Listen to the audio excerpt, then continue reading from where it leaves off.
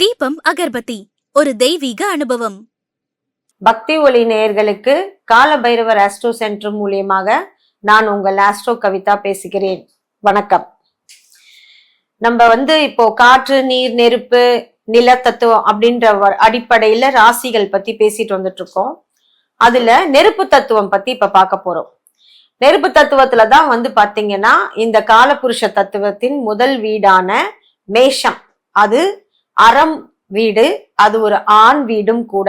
அது பாத்தீங்கன்னா உங்களுக்கு நெருப்பு தத்துவத்துலதான் உங்களுக்கு வருது. ஏன் மேஷம் நெருப்பு தத்துவத்துல வந்ததுன்னு கேட்டீங்கன்னா, அங்க உங்களுக்கு செவ்வாயின் வீடாகுது. அதுல உச்சம் பெறக்கூடியவர் சூரியன். சோ உஷ்ணத்தை எல்லாத்தையும் மொத்தமா கொண்டு போய் அந்த மேஷத்துலதான் வச்சிருக்காங்கன்னு வச்சுக்கோங்களேன். சரி, இப்ப இந்த மேஷத்துல பிறந்தவங்களுடைய கேரக்டர் எப்படி இருக்கும்? நீங்க மேஷத்துல பிறந்திருக்கீங்க அப்படின்னு சொன்னாக்கா, மேஷ ராசி உங்களுக்கு வருதுன்னு வச்சுக்கோங்களேன். அங்க சந்திரன் இருக்காருன்னு உங்களுக்கு அப்படியே புரிதல் ஆயிடுது. மேஷத்துல சந்திரன் இருக்கிறனாலதான் உங்களுக்கு மேஷ ராசியே உங்களுக்கு ஆகுது.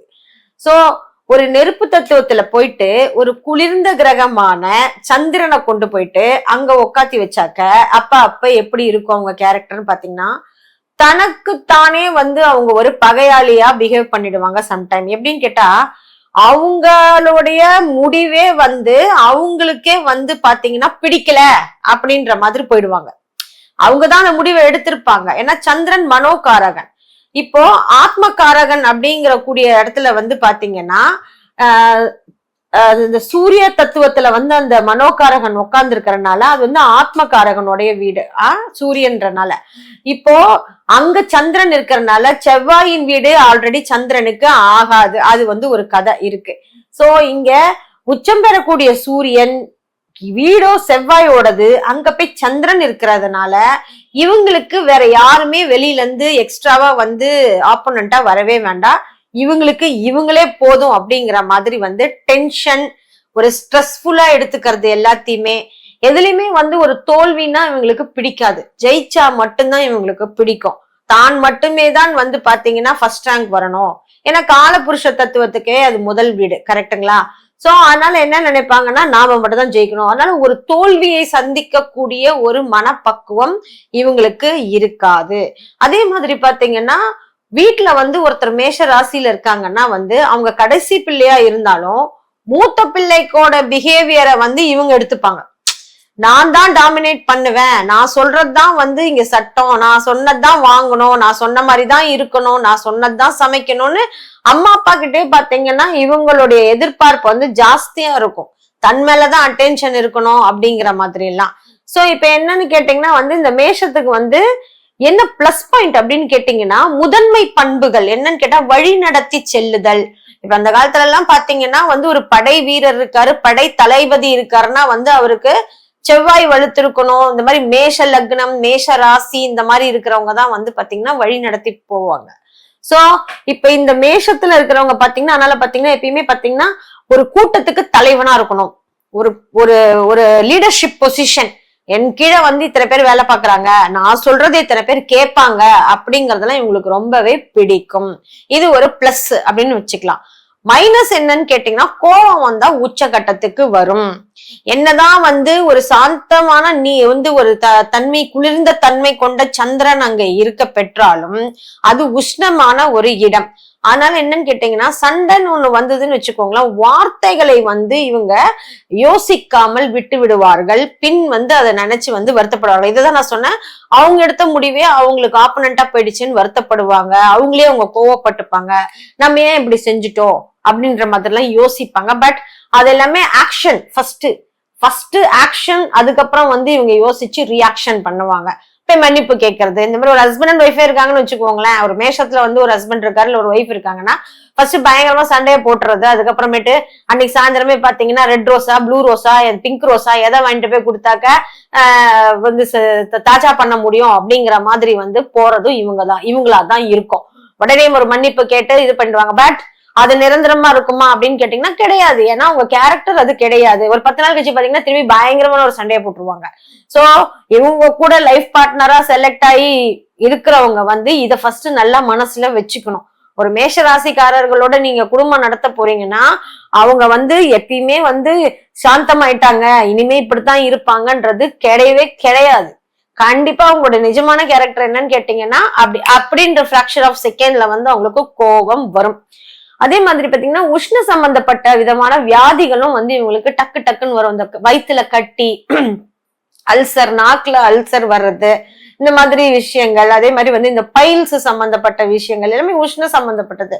அதனால கூடுமான மட்டும் பாத்தீங்கன்னா இவங்க தன்னை குளிர்ச்சியான உணவு வகைகள் அந்த கீரை வகைகள், சிறுபருப்பு இந்த மாதிரி எல்லாம் உணவுல சேர்த்துக்கிறது ரொம்பவே நல்ல விஷயமா இவங்களுக்கு இருக்கும்.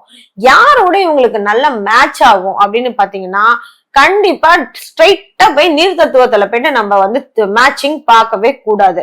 இவங்களுக்கு நில தத்துவம் ஓரளவுக்கு சீரா சிறப்பா அமையும். காற்று தத்துவம் கூட பாத்தீங்கன்னா என்னன்னு கேட்டீங்கன்னா, இப்போ ஒரு தீ இருக்கு, காட்டு தீன்னு வாங்க பாருங்க, அங்க காத்து சேர்ந்து அடிச்சதுன்னா மொத்த காடும் காலி ஆயிடும். கரெக்டுங்களா? அது மாதிரிதான் ஒரு குடும்பத்துல ஆல்ரெடி ஜுவாலமா ஒண்ணு பத்தி எரியிற ராசியில இருக்குன்னும் போது அதுக்கு பக்கத்துல நில தத்துவம் தான் பாத்தீங்கன்னா உங்களுக்கு கொஞ்சம் கரெக்டா இருக்கும். நீர் தத்துவத்துல எப்படி கட்டி வைக்கணும்னா, பொண்ணு இப்ப உங்களுக்கு நெருப்பு தத்துவத்துல இருக்கும் போது மாப்பிள்ள நீர் தத்துவமா இருக்காருன்னா பொண்ணு அப்படியே தீ விட்டு எரியுதுன்னா மாப்பிள்ள கொஞ்சம் அடக்கி வாசிச்சு பேசாம போயிடுவாரு. சோ அதே மாதிரி மாப்பிள்ள நெருப்பு தத்துவம்னா பொண்ணு நீர் தத்துவத்துல இருக்குன்னா அந்த மாதிரி அப்படி போயிடும். ஒரு மாதிரி அட்ஜஸ்ட்மெண்ட்ல போயிடும். பட் ஒரு நல்ல பார்ட்னர்ஷிப், நல்லா ரெண்டு பேரும் சேர்ந்து சிறப்பா ஒரு பார்ட்னர்ஷிப்ல மென்மேலும் வளர்றாங்க போறாங்கன்றதுக்கு நிலத்தத்துவம் உங்களுக்கு ஒரு பர்சன்டேஜ் வைஸ் பாத்தீங்கன்னா நல்லாவே உங்களுக்கு செட் ஆகும். இவங்களுக்கு பயங்கரமான காரசாரமான உணவு வகைகள் மிகவும் பிடிக்கும் எப்பயுமே. ஏன்னா அது உஷ்ண இடம் உங்களுக்கு சொல்லியிருக்கேன் இல்லையா? சோ நல்ல ஸ்பைசி ஃபுட்டு, நல்ல ஆந்திரா ரெஸ்டாரண்ட், குஜராத்தி பிக்கிள் இந்த மாதிரிலாம் அவங்களுக்கு சாப்பிட்றதுக்கு ரொம்பவே பிரியப்படுவாங்க. இவர்களுக்கு ராசியான நிறம் அப்படின்னு பாத்தீங்கன்னா இவங்களுக்கு ஹாஃப் ஒயிட் ராசியா இருக்கும். அடுத்தது ஆரஞ்சு ராசியாக இருக்கும். ரெட்டு நாம பரிந்துரைப்பது இல்லை, ஏன்னா அது ஒரு விதமான டேஞ்சரா இவங்களுக்கு மாறிடும். ரொம்ப ஓவரா அதனுடைய எனர்ஜி அண்ட் வைப்ரேஷன்ஸ் இன்க்ரீஸ் பண்ற மாதிரி ஆயிடும்.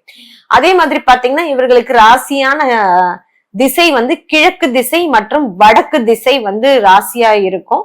பார்ட்னர்ஷிப் அப்படின்னு பாத்தீங்கன்னா நான் சொன்ன மாதிரி இவங்களுக்கு மேஷத்துல இருக்கக்கூடியவங்க பாத்தீங்கன்னா எப்பயுமே ரொம்ப சீக்கிரமா யோசிச்சு ஒரு முடிவை டக்கு டக்குன்னு எடுக்கக்கூடியவங்க. அதனால சனி சம்பந்தப்பட்ட ஒரு இதுல இருக்க லக்னமோ ராசியோ பிறந்தவங்க பாத்தீங்கன்னா இவங்க கூட பார்ட்னர்ஷிப் போட்டு பிசினஸ் பண்றதோ வேற எது பண்றதோ பண்ணும்போது பாத்தீங்கன்னா ஸ்லோ டவுன் ஆகும்.